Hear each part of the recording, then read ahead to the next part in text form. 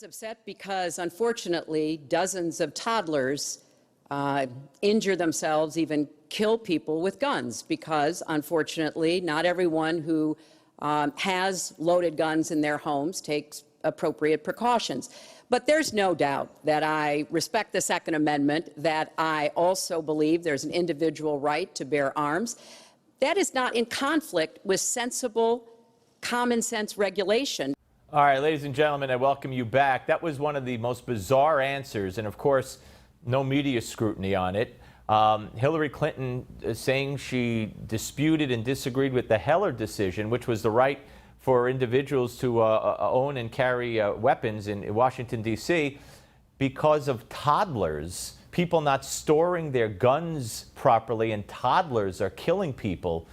I have no idea what she's talking about. That was so bizarre, and nobody's mentioned it. Nobody's called her on it because, of course, Donald Trump said hombre, and Donald Trump said nasty woman, and Donald Trump said I'll accept the results of the election after the results of the election. So anything Hillary said doesn't really matter.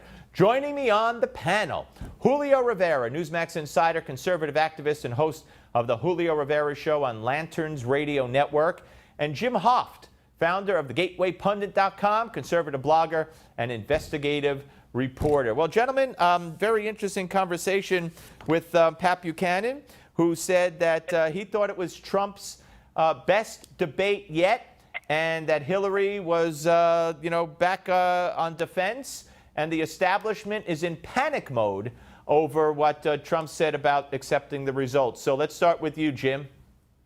I think that the establishment should be in panic mode, and especially with the border issue. I think Trump knocked it out of the park. I think that's what a lot of Americans support about his campaign, and he nailed it. And Hillary's open border policies, he kept repeating that. I thought it was a great night for Donald Trump. Julio? Yeah, I think he definitely won. When the Washington Post is even declaring him the victory, that's gonna send the establishment into panic mode. I mean, he was very presidential. He gave great answers. The answers that she just gave there about the toddlers was absolutely ridiculous. I mean, it's all demagoguery. I mean, she's trying to scare people into this statism where they're gonna come and they're gonna seize our guns. Listen, a government that isn't plotting against the citizens shouldn't have any problem with the Second Amendment. And this is a politician, and let's remember, she is a seasoned politician. She knows how to talk out of both sides of her mouth. Was even quoted through the WikiLeaks in one of her speech transcripts in saying that people should have a public stance and a private stance. So how could you believe anything that comes out of her mouth? Right, Jim. I mean, it just defies logic. Let me ask you, Jim, about the remark. Well, let's take them one at a time. Let's start with the remark of the hombres when Donald Trump was talking about drug lords and murderers who are here in this country illegally, how they kill Americans, and he said we got some bad hombres, and a lot of the media just went nuts. Yeah, it's amazing, isn't it? And yet, 1 hour before this debate, these same media people were attacking Danny Williams, Bill Clinton's illegitimate son, and asking him how could he afford to fly to Vegas? Yeah, well, alleged illegitimate son. Right. Yes. Yeah. Anyway, how could he afford to fly to Vegas? Who's putting him up? How can he afford a hotel? These same racist reporters are attacking Danny Williams. They get a complete pass, but Donald Trump is attacked for saying hombres. Is that a word we can't say now? Julio, what about, what about it coming from your perspective, the word and the term and the use in the way that Donald used the word or the term hombres? Well, he was speaking absolute 100% truth. I mean, the fact of the matter is, and he was just in New Hampshire, and I remember when I was up there during the primary debate up there, the biggest concern that they do have in those types of communities is a drug issue. I mean, you've got pure heroin coming in through the border, through the open border that Hillary Clinton wants to maintain.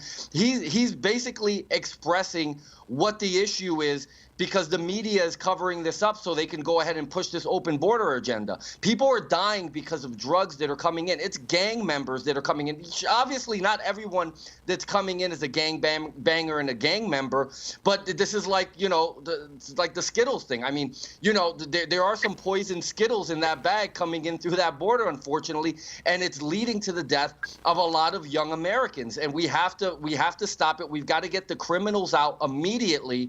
And we have to basically, listen, you can't have a country without borders. You have to enforce the rule of law. And just because Donald Trump is bringing it up, and just because he used that one word, which I, as a Latino, do not have a problem with, the media is twisting it into saying that maybe he did something wrong, or you can't use his use of that one word as a justification for open borders. I'm sorry. Right. And Jim, let's shift to the other, I guess this is the third of the big three that the media is pounding on today, when Donald Trump interjected over Hillary's answer on Social Security. After she gratuitously attacked him in her answer, he called her a nasty woman.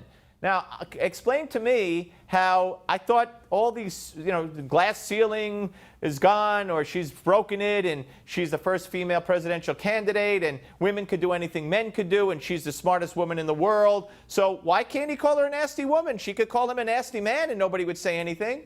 Right. And if the media is going to try to defend Hillary Clinton for not being a nasty woman, I think they're going to lose that argument. Most Americans understand who Hillary Clinton is. We're seeing it now every day with the WikiLeaks leaked documents from Podesta, and we see what they talk behind the scenes, what they talk different line to Americans. We see all of her the attacks she's had over the years. I think Trump will win that argument. What about it, Julio? Yeah, I think it's absolutely ridiculous. She's not a damsel in distress. This is a very cold, very calculated woman. And just like Jim said, it's all coming out through the WikiLeaks. And we're finding out exactly what's been going on behind the scenes. And it's cold and it's calculated. They did it to Bernie Sanders. They burn their own. They do anything they can. They use, I guess, selective racism whenever it behooves them to go ahead and make certain claims against certain people. Listen, this is ridiculous already. I'm sick of this. Hillary Clinton has been exposed, and it's time for the media to do their job and have integrity in reporting. All right. The abortion issue, which came, I think, right, in the context of the Supreme Court and Supreme Court justices, and right after guns, or right before guns, maybe, I think before. I just thought Donald Trump missed a great opportunity. He talked about yanking the baby out of the womb, but the facts are that, most people now are coming over to being against. Most Americans are against late-term abortion, and especially partial birth abortion. And he blew an opportunity to explain it better. And here's how some of the conversation went. Let's start with Hillary. Donald has said he's in favor of defunding Planned Parenthood. He even supported shutting the government down to defund Planned Parenthood. I will defend Planned Parenthood. I will defend Roe v. Wade, and I will defend women's rights to make their own health care decisions. And we have come too far to have that turned back now. And, and my answer to that would be, hey, it's not a health care decision if you want to kill your baby in the last trimester, even if you don't want to go through the whole, say that about all abortion, at least concentrate on the last trimester. Here's what Trump actually said. Based on what she's saying and based on where she's going and where she's been, you can take the baby and rip the baby out of the womb in the 9th month on the final day. And that's not acceptable. Well, that is not what happens in these cases. And using that kind of scare rhetoric is just terribly unfortunate. You should meet with some of the women that I've met with, women I've known over the course of my life. This is one of the worst possible choices that any woman and her family has to make. All right. Again, I just think Donald Trump, guys, should have said, it's very rare. He should have had the statistics. It's almost never happens that a woman needs to have the baby delivered dead in the last trimester, especially in the last week, to save her life. I mean, it just doesn't happen, Jim. Right. He had plenty of opportunity there to score some direct hits. Although I think he won the argument, Steve. The fact that he explains, even as little knowledge, I think, that he understands about that procedure. It is very barbaric and gruesome. And the fact that he just said, rip it out of the woman, there's truth to that. And people who know what partial birth abortion is, he's going to win that argument. I think 70–80% of Americans agree with Trump on that. Hillary sounds like how wicked to support such a violent, barbaric procedure. Right. Well, Julio, we got 30 seconds here, but I don't think enough women, maybe, or young women, know exactly what was involved. She came off making it sound like women only do it as a last resort, which isn't always true. Well, I think most women are well aware because, as you plan out a pregnancy and, through sex education and things like that, these are very, very rare instances. But I think one thing that he did where he hit the point correctly is he wants it to go back to the states. And he sounded very constitutional. I think he sounded more conservative than he's if ever Roe v. sounded Wade is last overturned, time. he said it would go back to the states. Absolutely true. Okay, we're coming back, folks. Keep it here on Newsmax Television.